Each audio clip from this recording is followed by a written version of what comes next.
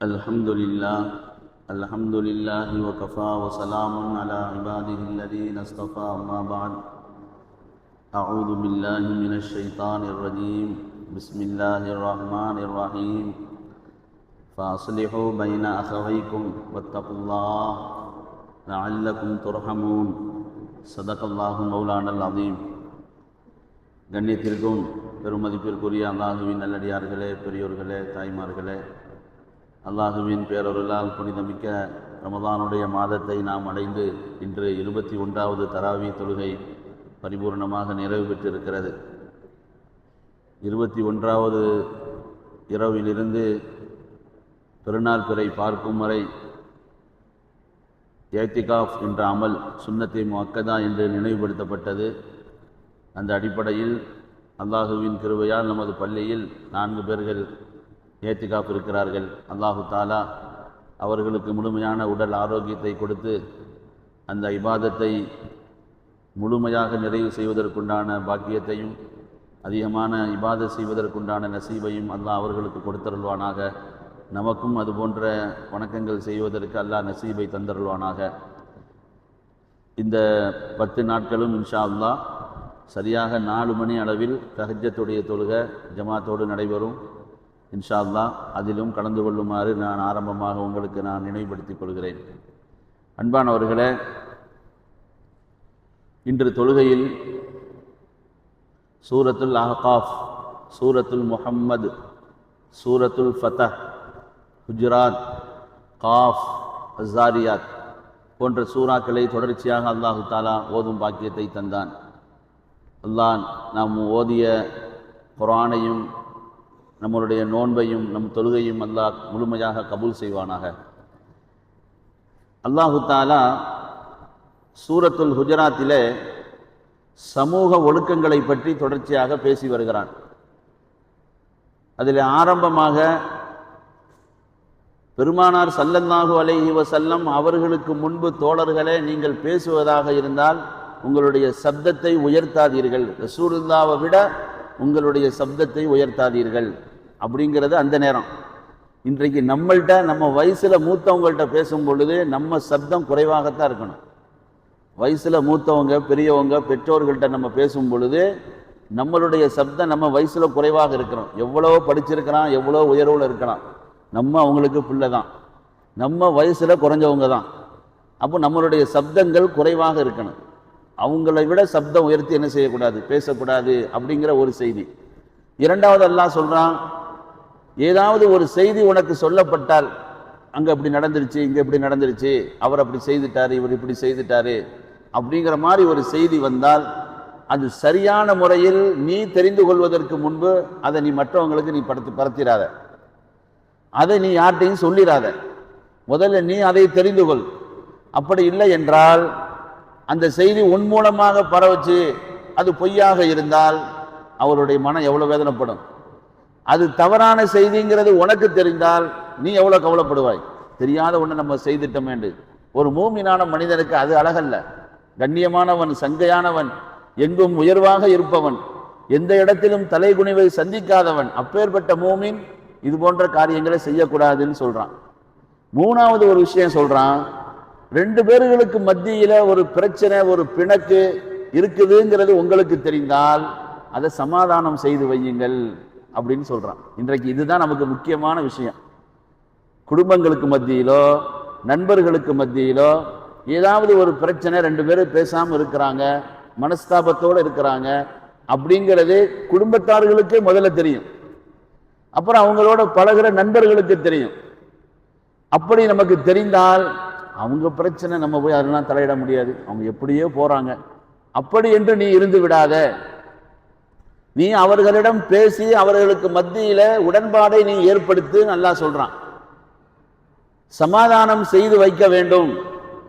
அந்த 2 குடும்பங்களுக்கு மத்தியில், நண்பர்களுக்கு மத்தியில நீ அமைதியை நீ உருவாக்க வேண்டும். சண்டை சச்சரவுகளை முழுமையாக நிறுத்துவதற்குண்டான முயற்சியில் நீ ஈடுபட வேண்டும் என்று அல்லாஹ் சொல்கிறான். பொதுவாகவே சந்தோஷமாக இணக்கமாக வாழ்வது என்பது அல்லாஹ் விரும்பக்கூடிய ஒன்று. அல்லாஹ் யாரையும் சண்டை போட விடுறதில்லை. ஒரு இடத்துல அல்லாஹ் குர்ஆன்ல சொல்றான், இது குன்தும் மாதான் ஃபஅல்லஃப பைன குலூபிக்கும் ஃபஅஸ்பஹதும் பிநிஅமதிஹி இஹ்வானா. ரசூலுல்லாஹி ஸல்லல்லாஹு அலைஹி வஸல்லம் அவர்கள் தூதராக அனுப்பப்பட்ட அந்த நேரத்தில் ஒருவருக்கொருவர் விரோதிகளாக நீங்கள் இருந்தீர்கள். சின்ன சின்ன விஷயத்திற்கெல்லாம் நீங்கள் சண்டையிட்டு பிரிந்து வாழ்ந்தீர்கள். அல்லாஹ் சொல்றான், நான் உங்களுக்கு மத்தியில் அன்பையும் பாசத்தையும் ஏற்படுத்தி ஃபஅஸ்பஹதும் பிநிஅமதிஹி இஹ்வானா, உங்களுக்கு மத்தியில் சகோதரர்களாக ஆகக்கூடிய ஒரு சூழ்நிலைகளை நான் ஏற்படுத்தி கொடுத்தேன்னு சொல்றான். இது யாருடைய வேலை? அல்லாஹ்வுடைய வேலை. அப்போ அது போன்ற வேலைகளை அடியார்கள் யாரு செய்வார்களோ அவர்களுக்கு அல்லாஹ்வுடைய அன்பு, அல்லாஹ்வுடைய பிரியம், அல்லாஹ்வுடைய உதவி முழுமையாக கிடைக்கும். அதை விட்டுட்டு நம்ம பேசிக்கிறோம், அவங்களுக்குள்ள உண்டான பிரச்சனைலாம் நம்ம பேசினா அதெல்லாம் சரியா வராது அப்படின்ட்டு நீ இருந்தேன்னு சொன்னா உன்னை விட சுயநலவாதி உலகத்தில் யாரும் இல்லை. இன்னைக்கு எல்லா பிரச்சனைகளும் இன்னைக்கு அப்படிதான் இருக்குது. முடிவுக்கு வராம, பல காலங்கள் பேசப்படாம, அண்ணன் தம்பி, அண்ணன் தங்கச்சி, இப்படி உறவுகள் எவ்வளவு ஒரு உண்மையான உறவு, உன்னதமான உறவு, அது வேற எந்த வகையிலையும் அடைய முடியாத உறவு. ஆனா அந்த உறவுகள் அற்ப இந்த உலகத்தினுடைய சில விஷயத்தை முன்வைத்து பிரிந்து மனவேதனையோடு 24 மணி நேரமும் அல்லாஹ்வை சிந்திக்கிறாங்களோ இல்லையோ இந்த சிந்தனை தான் ஓடும். அவன் என்ன செய்வான், அவன் என்ன சொல்லுவான், அவன் எங்க போறான், இப்படியே ஷைத்தான் நம்மளை சுத்தல்ல விட்டுக்கிட்டே இருப்பான். அல்லாஹு தாலா சொல்கிறான், 2 பேர்களை இணக்கமாக ஆக்கி விடுவது இருக்கின்றது, அது எவ்வளவு பெரிய உன்னதமான அமல் அப்படிங்கிறத ஸல்லல்லாஹு அலைஹி வஸல்லம் அவர்கள் சொல்லும் பொழுது சொல்றாங்க, அலா உஹ்பிருக்கும் பி அஃலலின் மின் தரஜத்தி ஸியாமி வஸ்ஸலாத்தி வஸ்ஸதகா, தொழுகையை விட, நோன்பை விட, தான தர்மத்தை விட ஒரு சிறந்த ஒரு அமலை உங்களுக்கு நான் சொல்லி தரவா அப்படின்னு ஸல்லல்லாஹு அலைஹி வஸல்லம் கேட்கிறாங்க. எதை விடங்க? தொழுகையை விட, நோன்பை விட, சதகாவை விட ஒரு சிறந்த அமல். எவ்வளவு பெரிய உன்னதமான அமலாக இருக்கும். சஹாபாக்கள் யார சொல்லலாம், நீங்க சொல்லித்தாங்கன்னு கேட்டாங்க. ரசூலுல்லாஹி ஸல்லல்லாஹு அலைஹி வஸல்லம் அவங்க சொன்னாங்க, சிலாஹு தாத்தில் பைன், மக்களுக்கு மத்தியில் ஒற்றுமையை ஏற்படுத்துவது. 2 பேர்கள் சண்டையிடுறாங்க, 2 பேர்கள் மனஸ்தாபத்தோடு இருக்கிறாங்கிறது உங்களுக்கு தெரிஞ்சா அவங்களுக்கு போய் நீங்க அவங்களுக்கு சமாதானத்தை ஏற்படுத்துங்க. அது எவ்வளவு பெரிய பாக்கியம் தெரியுமா அப்படின்னு பெருமானார் ஸல்லல்லாஹு அலைஹி வஸல்லம் அவங்க நமக்கு சொல்லி கொடுக்குறாங்க. ஷைத்தான் இருக்கிறான, மக்கள் தன்னை வணங்குவார்கள் அப்படிங்கிறதுல அவன் நிராசை ஆயிட்டான். ஒருபோதும் அவங்க வணங்க மாட்டாங்க. ஆனா அவர்களுக்கு மத்தியில பிரிவினை ஏற்படுத்தலாங்கிறதுல அவன் உறுதியா இருக்கான். சின்ன சின்ன விஷயங்களை பெரிதாக நம்மிடம் காட்டி நமக்கு மத்தியில அவன் ஒரு நீண்ட ஒரு பகையை ஏற்படுத்தி விடுவான். ரசூலுல்லாஹி ஸல்லல்லாஹு அலைஹி வஸல்லம் அவங்க சொல்றாங்க, ஒவ்வொரு வியாழக்கிழமை திங்கட்கிழமை அடியார்களுடைய அமல்கள் அல்லாஹ்கிட்ட எடுத்து காட்டப்படுது. ஒவ்வொரு வாரத்துல ஒவ்வொரு வியாழக்கிழமை திங்கட்கிழமை நாம் செய்யக்கூடிய அமல்கள் அல்லாஹ்கிட்ட எடுத்து காட்டப்படுது. அல்லாஹ் தஆலா அதை பார்வையிடுகிறான். பார்வையிட்ட பிறகு சொல்கிறான், நான் அவர்களை மன்னித்து விட்டேன். ஃபயக்ஃபிருல்லாஹு ஃபீ தாலிகல் யௌம் லிகுல்லி இம்ரியின் லா யுஷ்ரிகு பில்லாஹி ஷைஆ, ஷிர்க்க தவிர மற்ற எல்லா பாவத்தையும் அல்லாஹ் மன்னிச்சிடறான். ஒருத்தன் இணை வச்சிருக்கான், அவனுடைய பாவத்தை போட்டு மன்னிக்கிறது இல்லை. அவன் அதை விட்டு வர்ற வரையிலும் அவனுடைய பாவங்கள் மன்னிக்கப்படுறது இல்லைன்னு ஸல்லல்லாஹு அலைஹி வஸல்லம் சொல்லிட்டு சொல்றாங்க, இல்லா இம்ரான் கானத் பைனஹு வ பைன அஹீஹி ஷஹ்னா, இன்னொரு மனிதனை தவிர. அது எந்த மனிதன் தெரியுமா? அவனுக்கும் அவனுடைய சகோதரனுக்கும் மத்தியில பகைமை கொண்டிருக்கிறான். அந்த பகைமை கொண்டவர்களுடைய அந்த அமல்கள் காட்டப்படும் பொழுது அல்லாஹ் சொல்றான், உர்கு ஹாதைனி ஹத்தா யஸ்தலிஹா, இவர்கள் சமாதானம் ஆகிற வரையிலும் இவருடைய அமலை என்னோட காட்டாது, அப்படியே ஆளை விட்டுருங்க. மன்னிப்பு கிடைக்கிறது இல்லை. வாரம் எல்லோருமே மன்னிப்பை அடைந்து கொள்கிறார்கள். தங்களுக்கு மத்தியில் யார் இணக்கம் இல்லாமல், சமாதானம் இல்லாமல் பகைமையோடு வாழ்கிறார்களோ அவர்கள் மன்னிப்பை விட்டு அவர்கள் இழந்து விடுகிறார்கள், துர்பாக்கியவான்களாக ஆகிவிடுகிறார்கள். இன்னைக்கு எவ்வளவு பிரச்சனைகள். இன்னைக்கு ரமதானுடைய மாதம், யா அல்லாஹ் துவா செய்கிறோம், நோன்பு வைக்கிறோம், தான தர்மங்கள் நிறைய செய்கிறோம். ஆனால் குடும்பங்கள் மத்தியில் நம்ம பேசாமல் பிளவுபட்டு நின்று நம்ம செய்யக்கூடிய துவாக்கள், நம்மளுடைய அமல்கள்லாம் எங்கே போகும்? எப்படி அதனுடைய பலனை நம்ம கண்ணால காண முடியும்? நம்ம அமல்கள் உயிரோட்டம் உள்ளதாக இருக்க வேண்டுமானால், நம் பிரார்த்தனை ரப்பிடத்தில் சேர்ந்து அதற்கான பலனை நாம் கண்ணால் காண வேண்டுமானால், சாதாரண இந்த விஷயம் பாருங்க, நம்ம குடும்பங்களுக்கு மத்தியில இணக்கத்தோடு இருக்கிறது லேசான விஷயம். ஆனா அதுல சைத்தான் நம்மளை எவ்வளவு விளையாண்டு இன்னைக்கு பிளவுகளை ஏற்படுத்தி, அந்த மாதிரி பிளவுகள் வந்துட்டால பொறாமை வந்துடும், கல்பு கெட்டு போயிடும். சதாவும் அவர் சம்பந்தமாக தவறான சிந்தனைகள், பொய் சொல்வான். எதெல்லாம் தடை செய்யப்பட்டதோ அது எல்லாமே கொண்டு வந்துடும். அப்ப நன்மையான காரியங்கள் எங்க உயிரோட்டமா இருக்கும்? நம்மளுடைய துவாக்கள் எங்க ஏற்றுக்கொள்ளப்படும்? நம்ம சதக்கா எங்க எந்த நிலைமையில இருக்கும்? ஆக அன்பானவர்களே, அல்லாஹ் சொல்கிறான், உங்களுக்கு மத்தியில் அது போன்று பிளவுபட்டு இருக்கிறார்கள் என்று சொன்னால் நீங்கள் தலையிட்டு அவர்களை சேர்த்து வைப்பதற்கு முயற்சி செய்யுங்கள். ரசூலுல்லாஹி ஸல்லல்லாஹு அலைஹி வஸல்லம் அவர்கள் யூதர்களுக்கும் நசாராக்கள் காஃபிர்களுக்கு மத்தியில இணக்கத்தை ஏற்படுத்தினார்கள். சுல்ஹ ஹுதைபியா அப்படிங்கிற ஒரு அந்த உடன்பாடுல 10 வருட காலங்கள் நீங்களும் நானும் இனிமே சண்டையிடக்கூடாது அப்படின்னு சொல்லி எழுதி கொடுத்துட்டு ரசூலுல்லாஹி ஸல்லல்லாஹு அலைஹி வஸல்லம் திரும்பி வந்துட்டாங்க. இன்னைக்கு கூட ஓதுன அந்த சூறால உடன்படிக்கை செய்தத நானும் நீங்களும் சண்டை போடக்கூடாதுன்னு சொல்லி எழுதி கொடுத்தத அல்லாஹ் சொல்றான், இன்னா ஃபதஹ்னா லக ஃபதஹம் முபீனா, நபியே உங்களுக்கு நாம் மிகப்பெரிய வெற்றியை தந்தோம் சொல்றான். சண்டை போட்டு வெற்றி அடைஞ்சதுக்கு சொல்லல, விட்டுட்டு போப்பா சண்டையே போட வேண்டாம் அப்படின்னு சொல்லிட்டு வந்ததற்கு அல்லாஹ் சொல்றான், நாம் மிகப்பெரிய வெற்றியை தந்தோம் என்று அல்லாஹு தஆலா பெருமானார் ஸல்லல்லாஹு அலைஹி வஸல்லம் அவர்கள் சொல்வதை நம்ம பார்க்கிறோம். எந்த அளவிற்கு மார்க்கத்தில் இணக்கத்தை ஏற்படுத்தணும்னு சொல்லப்படுதுன்னா, 2 பேர்களை சேர்த்து விடுவதற்கு பொய் கூட சொல்லலாம். மார்க்கத்தில் பொய் சொல்றது தடை. இப்போ 2 பேர் சண்டை போட்டு இருக்கிறாங்க, இப்போ அவங்கள சேர்த்து வைக்கணும். சில பேர் என்ன செய்வான், அங்க போய் தான் உண்மை பேசுவான், பேசி இருக்கிற சண்டையை இன்னும் கொஞ்சம் அதிகப்படுத்தி விட்டு நம்ம எங்கேயும் உண்மை தாங்க பேசுறது. அப்படி அல்ல, 2 பேர்களை சேர்த்து வைக்கணும். அந்த இடத்துல ஒரு பொய் சொன்னா அவங்க சேர்ந்துருவாங்கிற மாதிரி இருந்தால் கற்பனையான செய்திகள், உங்களை பத்தி ரொம்ப கவலைப்படுறாருங்க, உங்கள்கிட்ட பேசாம இருக்கிறதுனால அவர் ரொம்ப சிரமப்படுறாரு அப்படிங்கிற மாதிரி இவர்கிட்ட சொல்றது, அவர்கிட்ட அதே மாதிரி மாத்தி சொல்றது, அந்த மாதிரி சொல்லி 2 பேர்களையும் சேர்த்து விட்டால் நம் மீது அல்லாஹ் எவ்வளவு பிரியப்படுவான், அவங்க அதுக்கு பிறகு எவ்வளவு சிறப்பாக வாழ்வார்கள். ஆனா இன்னைக்கு அந்த நிலைமை இருக்குதா? அது சரிதாங்க, நீங்க செய்யறதாங்க சரி, அது அவங்க சரிப்பட்டே வரமாட்டாங்க, நீங்க இப்படியே இருந்துக்கங்க அப்படின்னு சொல்லி சந்தோஷப்படுற கூட்டம் தான் இன்னைக்கு அதிகமா இருக்குது. அல்லாஹ் நம்மளை பாதுகாக்கணும். அந்த மாதிரி கூட்டத்தில் போய் நம்ம சேர்ந்துடக்கூடாது. ரசூலுல்லாஹி ஸல்லல்லாஹு அலைஹி வஸல்லம் அவங்க சொன்னாங்க, 2 பேர்கள் சண்டை போடக்கூடியவர்களில் யாரு முந்தி அஸ்ஸலாமு அலைக்கும் அப்படின்னு போய் நிற்கிறாங்களோ அவர்கள் தான் சிறந்தவர்கள். அங்கதான் சைத்தான் நம்மளை ரொம்ப விளையாடுவான். நம்ம என்ன போறது, நமக்கு பிறகு பிறந்தது, அதுகிட்ட போய் நம்ம பேசணுமா, நம்மளுடைய இது என்ன அவங்களுடைய இது என்ன, அப்படிலாம் போகக்கூடாது, அது என்னதாங்கிறத பார்த்துருவோம்னு சொல்லி நம்ம இருப்போம். இதுல முதல்ல என்ன நடக்கும் தெரியுமா? நம்ம வயசு குறைஞ்சிரும். முதல்ல என்ன நடக்கும்? வயது குறைஞ்சிரும். அல்லாஹ் தஆலா 70 வயசு 80 வயசு வரை நீ வாழணுங்கிற முடிவு செய்து வச்சிருப்பான். நீ இப்படியே சண்டை போட்டு ஒவ்வொரு ஆட்டையும் நீ நகல உன் வயசு குறைஞ்சிக்கிட்டே இருக்கும். நான் நல்ல உயர்வான உணவு தான் சாப்பிட்றேன், நல்ல சத்துள்ள பொருள் எல்லாம் கேட்டு நான் சாப்பிட்றேன் பாரு, புசுக்குன்னு போயிடுவார், திடீர்னு போய் சேர்ந்துருவார். அவர் செய்யக்கூடிய நல்லதுதான் சாப்பிட்டாரு, எல்லாமே நல்லதை பண்ணாரு, ஆனா நீண்ட காலம் வாழ்வதற்குண்டான இதை கட் பண்ணிக்கிட்டே இருந்தார். இதுதான் நடக்குது இன்னைக்கு.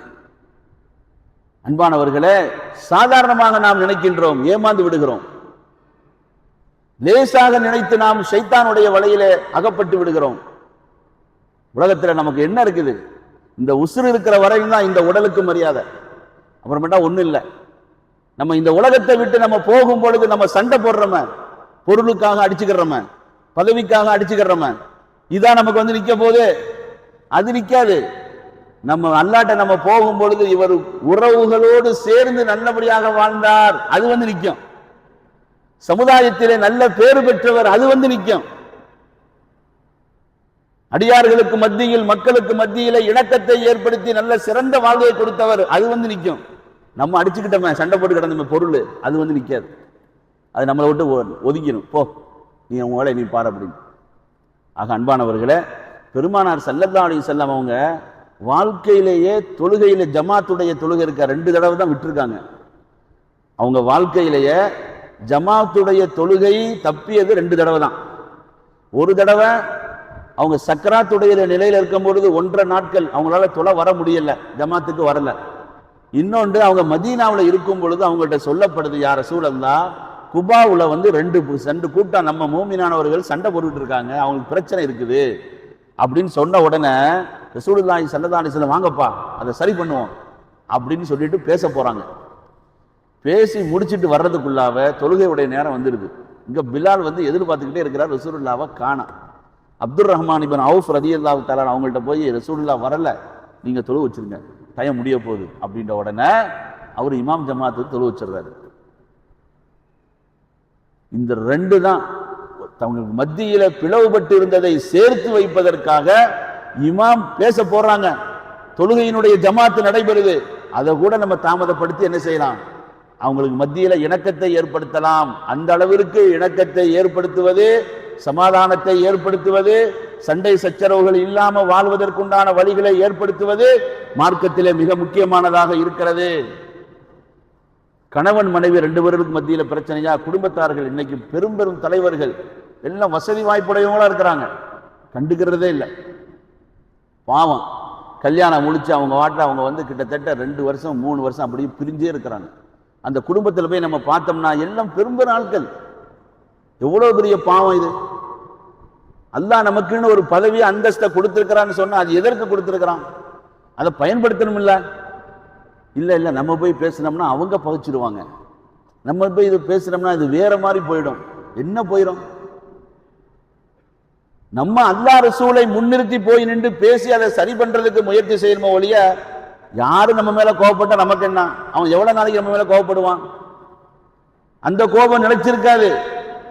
அல்லாஹ்வுடைய கோபம் நம் மீது பட்டுவிட்டால் அது உலகத்துல மட்டுமல்ல மறுமையிலும் நம்மை வந்து நெருங்கும். மனிதர்களுடைய கோபம் வந்தா என்ன, வராட்டி நமக்கு என்ன? அவன் எதை நினைச்சாலும் ஒரு நேரம் புகழ்வான், ஒரு நேரம் இகழ்வான். அதற்காக வேண்டி நம்ம வாழ்க்கைய வீணாக்கிடக்கூடாது. அப்ப ரசூலுல்லாஹி ஸல்லல்லாஹு அலைஹி வஸல்லம் அவங்களுடைய வாழ்க்கையில நம்ம பார்த்தோம் சொன்னா அந்த அளவிற்கு தன் சமூகத்தை கவனமாக வைத்திருக்கிறார்கள். அல்லாஹ் சொல்றான், வயின் ஹிஃப்தும் ஷிகாக பைனிஹிமா ஃபபாசு ஹகமம் மின் அஹ்லிஹி வ ஹகமம் மின் அஹ்லிஹா. குடும்பத்தார்களே, கணவன் மனைவி 2 பேர்களுக்கு மத்தியில் அவங்க பிரிய போறாங்க, பிளவு பற்றுவாங்கங்கிற மாதிரி ஒரு பயம் இருந்தால் கணவன் சார்பாக ஒருவரும் பெண்மணி சார்பாக ஒருவரும் 2 பேர்களும் நீங்கள் பேசுங்க. அல்லாஹ் சொல்றான், அவர்கள் யுரீதா இஸ்லாஹை யுவஃபிகில்லாஹு பைனஹுமா. அந்த 2 பேர்களும் நீங்க பேசி பாருங்க, அவங்களுடைய உள்ளங்களே மாறிடும். ஆனா நீங்க தான் பேசுறதே இல்லையே.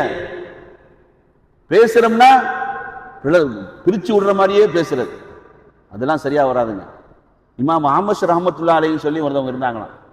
அவங்க தம் மனைவிக்கு மத்தியில கொஞ்சம் பிரச்சனை இருந்துச்சு. அப்போ ஒரு நண்பர்கிட்ட போய்ப்பா ஒரே பிரச்சனையா இருக்கு, கொஞ்சம் வந்து பேசுப்பா அப்படின்னு சொன்ன உடனே நான் வந்து பேசுறேன் அப்படின்னு அவர் வந்தார். வந்த உடனே பேசுறதா எப்படி பேசணும்? சேர்த்து விடுற மாதிரி பேசணும், இன்னும் கொஞ்சம் பிளவை உண்டு பண்ற மாதிரி பேசுறது. அவர் அப்படித்தாம்மா பேசுவாரு, கொஞ்சம் சகிச்சு போமா, அவர் உடம்பு கொஞ்சம் பெருசாத்தாமா இருக்குது, கொஞ்சம் நீ பொறுத்து போய்க்க. இப்படியே எது வந்து பிளவை ஏற்படுத்துமோ அந்த பெண்ணுக்கு தெரியாத குறைகளை எல்லாம் இவர் சொல்லி கொடுக்கிறது. இமாம் அஹ்மத் சொன்னாங்கறான், எப்பா வாப்பா நீ ஒன்றும் பேச வேண்டாம், நல்லா இருப்ப, நீ போ, இப்போ நீ கூட கொஞ்சம் நீ பிளவை ஏற்படுத்தி விட்டுருவ போல இருக்கு அப்படின்னு சொல்லி அவங்க என்ன செய்தாங்களாம், பேச வந்தவரை திருப்பி அனுப்பிவிட்டாங்களாம். அந்த மாதிரி தான் இன்றைக்கு இருக்காங்களே ஒழிய அல்லாஹ்வுடைய பயம் இறையச்சம், நம்மளுடைய வாழ்க்கையினுடைய ஓட்டம் எவ்வளவு தூரம் எல்லாம் மறந்துடுறாங்க. எல்லாம் எவ்வளவு ஜனாசாக்களுடைய செய்திகள், எத்தனை பேர்களுடைய மரண செய்திகள், எல்லாம் ஆரோக்கியமாக இருந்தவர்கள், திறமையாக இருந்தவர்கள். இதெல்லாம் எதற்காக இந்த செய்தி நமக்கு சொல்லப்படுகிறது?